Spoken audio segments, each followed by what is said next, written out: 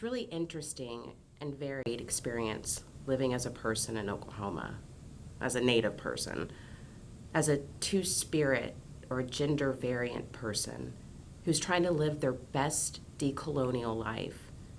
I'm somebody who has a lot of history to a variety of homelands within what is called the United States.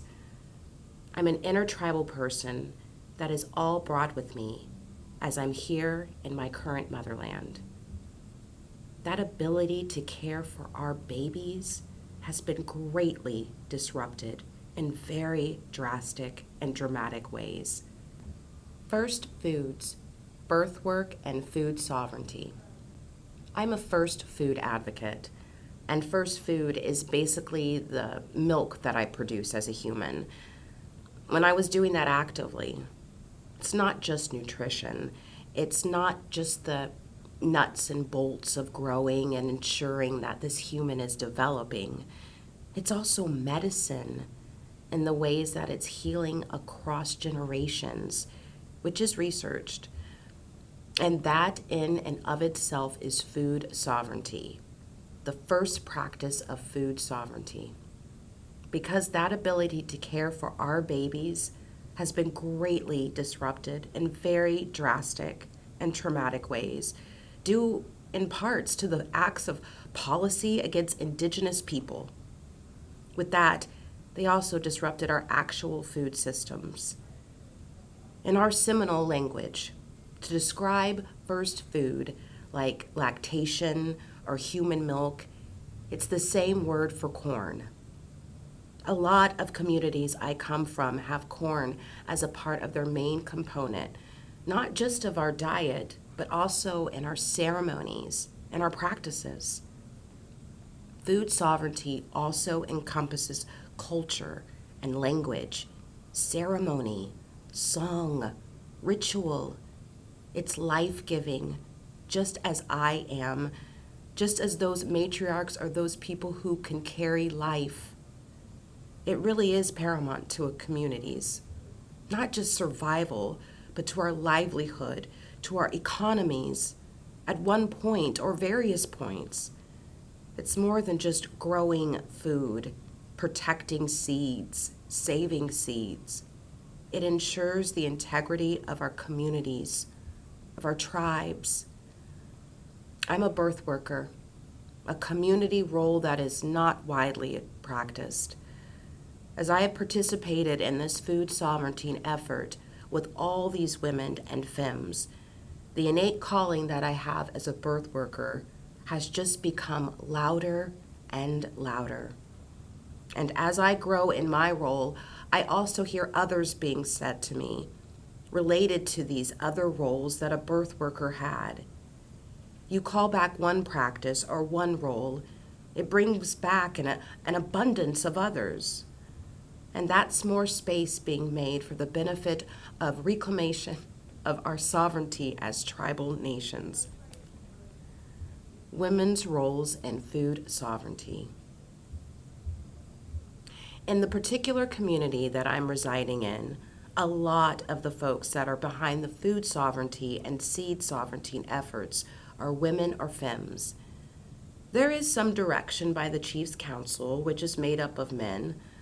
However, in terms of the actual work, the actual effort, it's been on the women and the femmes to keep this going, to organize the seed varieties that are being grown, where they're being grown, as well as even the harvesting. We've done our fundraising. We've also found our own donors. It's not an initiative that has been created by the tribal government itself.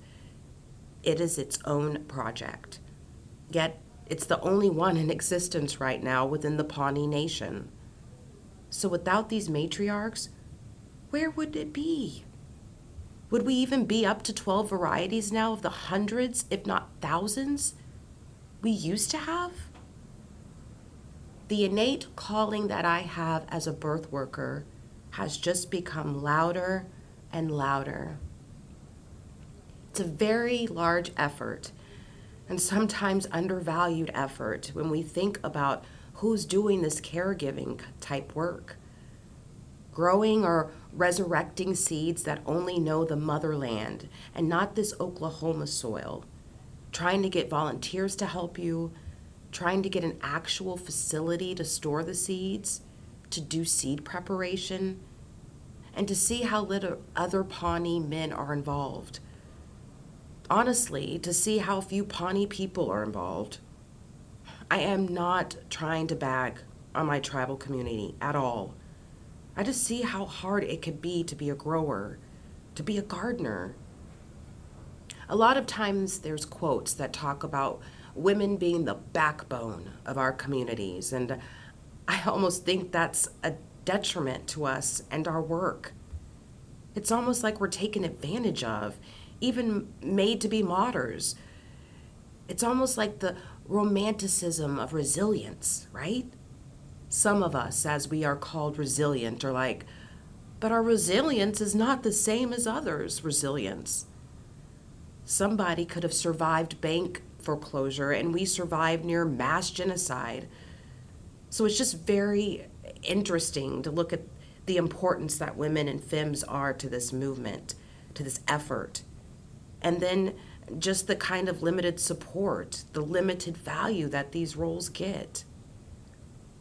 Food sovereignty also encompasses culture and language, ceremony, song, ritual. It's life-giving, just as I am, just as those matriarchs of those people who can carry life. Coming together in food sovereignty is recultivating that matriarchy, a sisterhood. It's that community of feminine energy that some of us don't always get, especially when you're on the margins and rural communities. It can be really hard to find that. A lot of these elders in other places and spaces, in other intertribal spaces, have said that it's the time of the women, the feminine. That's what's really going to bring us forward as we face new challenges. Cultural dimensions of food sovereignty. I was just talking with a cousin the other day about fry bread, gravy, basically ration food. And she was so hard on herself because in our communities, fry bread is a hot commodity, if you will. And people will want to know who made the bread, especially if the texture's off or just a little subtle ways you could tell, like, I don't know about this bread. And I was like, you're really holding yourself to a high standard on this ration food. This was survival food. This was not indigenous food. This was food that was part of the government handouts to our tribal nations when they starved us or uprooted us and forced us onto these lands that we're on now. So it's interesting that we, in some ways, have made that our own, but also have subverted our own connections to our original foods, our original seeds. I think that many of our communities have so much to gain, so much to learn in food sovereignty. There's so many connections to all these other facets of culture that even might not be actively participated in the present time. I know that some food is involved in coming of age ceremonies, and there are a lot of tribes that don't currently practice those ceremonies. They may not even have the songs on the drum anymore, or anybody living who could sing them. They may not even the language to use to know how those ceremonies used to go, even what food was a part of that process. But I don't think that anything is permanently gone. I think that we just have to call it back. When our tribes are able to dig into something such as food sovereignty, they're actually pulling out a lot more than just seeds, than just crops to plant. They're pulling out these themes of balance, of health, of wellness. Coming together in food sovereignty is recultivating that matriarchy, a sisterhood. One of the initial goals of the seed project here was to bring back seeds, enough seeds that we can start sharing seeds, that we can create other growers. And once that happened, it was like, we want to be able to feed our people at ceremonies. We want to be able to put food out for that people. So if they never grew the food before, at least they'll have eaten or tasted home Pawnee corn. That's happened a few times. Now we want to create seed keepers and bundle keepers as well. Our Pawnee people used to create these bundles, which are sacred. Bundles of our religion or our faith practices for a variety of events. Some of these were kept in the families, like the families would have their own bundles. What I understood, what I was taught, is that they are living. They're always meant to be carried on and fed. In removal or in the onslaught of the attacks in our ancestral homelands, a lot of these bundles got buried with relatives or ancestors, or they got sent or taken by museums. Some of them, they're just out there. It's a profound feeling to feel like part of you is just everywhere, especially when you know where these bundles are. We have agreements with museums where they're being kept and we are kind of near them. What you feel is unlike any other. Policy visions. I want land back, like some legislative effort to provide me more land or recognize the consequences of treaties still existing. I was reading how the Supreme Court ruling on Creek Nation jurisdiction last summer could potentially impact New York State tribes, where they might use that ruling to access some of their land that they're never ceded in their treaties. How wonderful would it be if all this land is finally recognized in this lawful way and we're able to cultivate our own? Like we're given our land back and we can use it to cultivate or grow.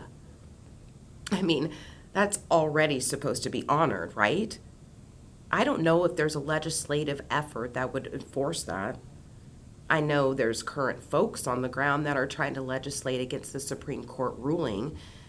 Typically, that's what happens in our history with federal Indian policy. If we get a Supreme Court ruling in our favor, then all of a sudden people get fear raised in them, and then they want to come back and legislate that, reducing the gains that could be made. We have a relationship to land, not to contour or conform the land to us, but to live with the resource, live with the abundance. And I would look at policies that also reflect that. I'm thinking about the wildfires in California and how those native nations, in their time, when they had full, complete control of the land they were occupying, had already had practices in place to reduce the brush that would cause the wildfires. And because of settlers coming in and creating laws to prevent native nations from even foraging their own medicines and roots and plants, they were prevented from continuing to practice that kind of maintenance of the land. And now you've got the abundance of wildfires as well as people living in places they probably shouldn't be living in. That's something that I would like to see here in Oklahoma, trusting the initial caretakers to do what we need to do. I mean, we already are. Future directions. The youth component of the food sovereignty movement is becoming louder and louder. I see these young single Pawnee moms, these younger up-and-coming Pawnees who might be in college, these teens, these kids in high school or middle school, even my own children who have their hands in the soil and are learning these ways. Whether or not they're actively like, this is what I'm going to do for the rest of my life, this exposure is so necessary because then it just becomes so normal, right? This is just what we do. It's not a chore or drag or like, what are they doing? the romanticism of resilience. That's the future I see. More of our young people coming into the effort. More of these people turning into seed keepers. More of these seed keepers turning into bundle keepers. More medicine people becoming into their own, realizing their full potential. And maybe start addressing misogyny and patriarchy and bigotry and homophobia and transphobia, because that is here in this community. All this hurt caused by these larger systems that have everything to do with white supremacy and capitalism. We're not destitute. We're not struggling. We actually do have many things that are happening here, and yet there's still hurt. There's still trauma. There's still issues that we need to address. How do we address those? And how do we bring abundance so people are able to live in that abundance? We will do these things as our ancestors have done in order to not just live our lives, but to continue to bring our communities, our culture forward. We're not destitute. We're not struggling. We actually do have many things that are happening here, and yet there's still hurt. There's still trauma. There's still issues that we need to address.